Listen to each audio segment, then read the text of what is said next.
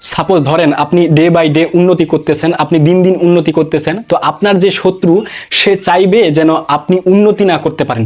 ঠিক তেমন বাংলাদেশের যে শত্রু, বাংলাদেশকে যে দেখতে পারে না, বাংলাদেশের উন্নতি যে দেখতে পারে না, সে চাইবে যেন বাংলাদেশ যেন কোনো প্রকার উন্নতি যেন না করতে পারে। তো বাংলাদেশের শত্রুরা সবসময় চাইতো বাংলাদেশ যেন উন্নতি না করতে পারে, তারা এখনো চাচ্ছে বাংলাদেশ যেন উন্নতি করতে যেন না পারে। তো এই জন্য তারা এমন কিছু করতে চাচ্ছে যে বাংলাদেশের জনগণের কাছে এমন কিছু করতে চাচ্ছে, এমন কিছু তারা প্রমাণ দেখাইতে চাচ্ছে যেন বাংলাদেশের জনগণ মনে করে আমরা আগেই ভালো ছিলাম। তৃতীয় পক্ষ আমাদের মাঝে কেউ ঢুকে গেছে, সে ঢুকে গিয়ে ওই তৃতীয় পক্ষ যে আমাদের উন্নতি দেখতে পারে না, যে বাংলাদেশের উন্নতি দেখতে পারে না, যে বাংলাদেশ উন্নতি করলে সহ্য করতে পারে না, ওই তৃতীয় পক্ষ এখন চাচ্ছে এমন কিছু কাজ ঘটাইতে চাচ্ছে, এমন কিছু কাজ তারা করতে চাচ্ছে যে কাজগুলোর কারণে বাংলাদেশের জনগণ মনে করে যে আমরা আগেই ভালো ছিলাম। এই জন্য আমাদের 2024-এ আমরা যেটাকে নাম দিয়েছি স্বাধীনতা 2.0, এই দ্বিতীয় স্বাধীনতাটাকে, আমাদের বিপ্লবটাকে তারা কি করতে চাচ্ছে, বৃথা করতে চাচ্ছে, তারা এটাকে ব্যর্থ করে দিতে চাচ্ছে। তো আমি বলবো যে বাংলাদেশের জনগণ আর বোকা নাই। বাংলাদেশের জনগণ এখন সকলেই রাজনীতি সম্পর্কে অনেক বুঝে, বাংলাদেশের জনগণের এখন রাজনীতি সম্পর্কে সকলে জ্ঞান রাখে।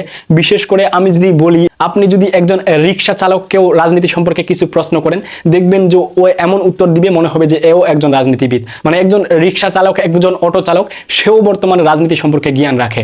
তো এরকম পরিস্থিতিতে বাংলাদেশের জনগণ আর বোকা নাই যে তৃতীয় পক্ষ ঢুকে বাংলাদেশের জনগণকে মানে হাতে করে নিয়ে বাংলাদেশের জনগণকে বুঝাবে যে তোমরা আগেই ভালো ছিলা।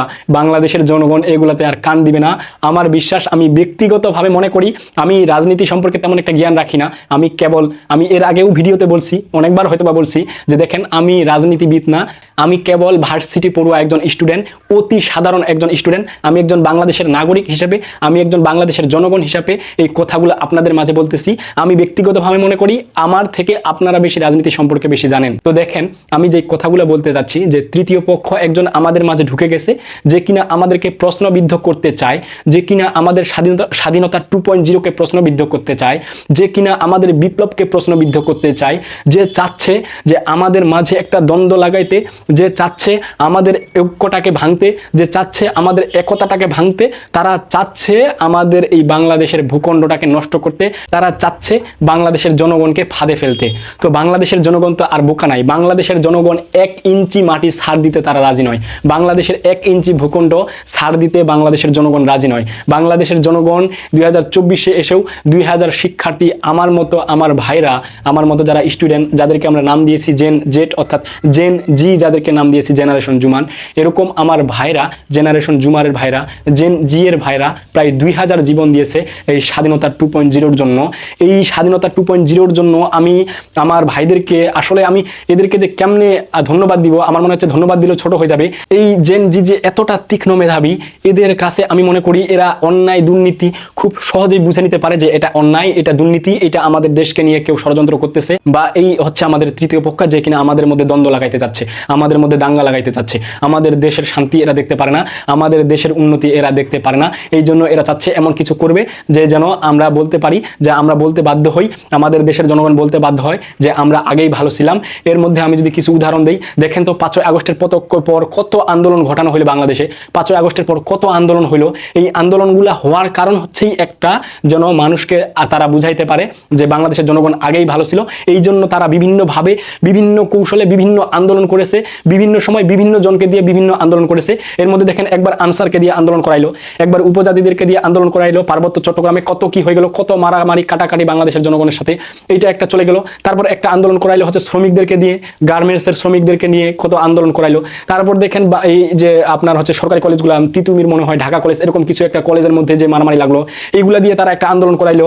তারপর দেখেন এই যে কিছুদিন আগে, 2-1 দিন আগে একটা হয়তো বা আন্দোলন করলো, কিছুদিন আগে যে আন্দোলন করাইতে চাইলো শাহবাগে, তার মধ্যে তাদেরকে নাকি মানে বাংলাদেশের বিভিন্ন জায়গা থেকে, বিভিন্ন প্রান্ত থেকে মানুষগুলোকে বাসে বাসে করে নিয়ে আসছে, তাদেরকে বলা হয়েছে যে তাদেরকে 1 লাখ টাকা করে লোন দিবে, 20,000 টাকা করে লোন দিবে। এইভাবে তাদেরকে শাহবাগে আনছে। আনছে, আনে আন্দোলন করবে। এই যে আন্দোলন করতে চাইলো, তারপর ইসকনকে দিয়ে কত আন্দোলন করাইতে চাইলো, সবগুলো আন্দোলন তারা এখন ব্যর্থ হয়ে গেল। তার কারণ হচ্ছে একটাই, বাংলাদেশের জনগণ এখন সচেতন, বাংলাদেশের জনগণ এখন রাজনীতি সম্পর্কে জানে, বাংলাদেশের জনগণ এখন রাজনীতি সম্পর্কে জ্ঞান রাখে, বাংলাদেশের জনগণ এখন আগের মতো বোকা নাই, তারা বুঝতে শিখেছে যে কে ষড়যন্ত্র করতেছে, কে তৃতীয় পক্ষ। এই তৃতীয় পক্ষের ফাঁদে বাংলাদেশের জনগণ আর পা দেয় না, বাংলাদেশের জনগণ এখন উস্কানিমূলক কথাবার্তায় আর পা দেয় না। বাংলাদেশের জনগণ এখন উস্কানি কোনটা এটা বুঝতে শিখেছে, বাংলাদেশের জনগণ কোনটা তৃতীয় পক্ষের ফাঁদ এইটা বুঝতে শিখেছে। এই জন্য তারা এখন ধৈর্যের সাথে এই বিষয়গুলো সমাধান করতেছে, ধৈর্যের সাথে এই বিষয়গুলো সমাধান করার চেষ্টা করতেছে। বিশেষ করে আমি একটু আগে যে বললাম যে বাংলাদেশের যারা জেন জি অর্থাৎ যারা জেনারেশন জুমার, এরা এতটাই তীক্ষ্ণ মেধাবীর অধিকারী যে তারা অল্পতেই বুঝে ফেলে যে কোনটা ষড়যন্ত্র করা হচ্ছে, কে তৃতীয় পক্ষ, এগুলো বুঝতে শিখে গেছে এখন বাংলাদেশের এই জেন জি অর্থাৎ জেনারেশন জুমার। এরা বুঝতে শিখছে যে কোনটা তৃতীয় পক্ষ, কে উস্কানি দিচ্ছে, কে বাংলাদেশের মধ্যে দাঙ্গা লাগাইতে চাচ্ছে। এই জেন জিগুলা এগুলো সমাধান করার ট্রাই করতেছে, বাংলাদেশের জনগণ সমাধান করার ট্রাই করতেছে। তো আমি এতক্ষণ ধরে যে বকবক করলাম, এত কথা যে বললাম, আমার মনে হয় যে আমি আপনাদেরকে বুঝাইতে পারলাম যে তৃতীয় পক্ষ চাচ্ছে, তারা উস্কানি দিচ্ছে, তারা ষড়যন্ত্র করতেছে, যে তারা এমন কিছু করতে চায় যে বাংলাদেশের জনগণ যেন মনে করে আমরা আগেই ভালো ছিলাম। কিন্তু না, বাংলাদেশের জনগণ এখন বুঝতে শিখেছে যে তারা এখন বুঝতে পারতেছে যে এইগুলা হচ্ছে ষড়যন্ত্র, এগুলা হচ্ছে তৃতীয় পক্ষের ফাঁদ, এগুলাতে আর বাংলাদেশের জনগণ কান দেয় না, এগুলো এখন ধৈর্যের সাথে মোকাবেলা করে। তো আমি বলবো ভবিষ্যতে বাংলাদেশের এরকম আরো অনেক ষড়যন্ত্র আসতে পারে, বাংলাদেশের ভবিষ্যতে এরকম আরো অনেকে ষড়যন্ত্র করতে পারে। তো আমি বলবো আমরা এক হয়ে, আমরা কাঁধে কাঁধ মিলিয়ে ইনশাল্লাহ এই ষড়যন্ত্রগুলার, এই উস্কানিমূলক কথাবার্তাগুলো আমরা সমাধান করার চেষ্টা করব। তাহলে ইনশাল্লাহ আমাদের বাংলাদেশটা ভবিষ্যতে আমরা গত 53 বছরে যেটা উন্নত করতে পারি নাই, আমার মনে হয় আমরা 6 মাস 1 বছরের মধ্যে এর থেকে 3 গুণ 4 গুণ বেশি উন্নতি করতে পারবো। তো সকলে ভালো থাকেন, সুস্থ থাকেন, বিদায় নিচ্ছি। আসসালামু আলাইকুম ওয়া রাহমাতুল্লাহি ওয়া বারাকাতুহু।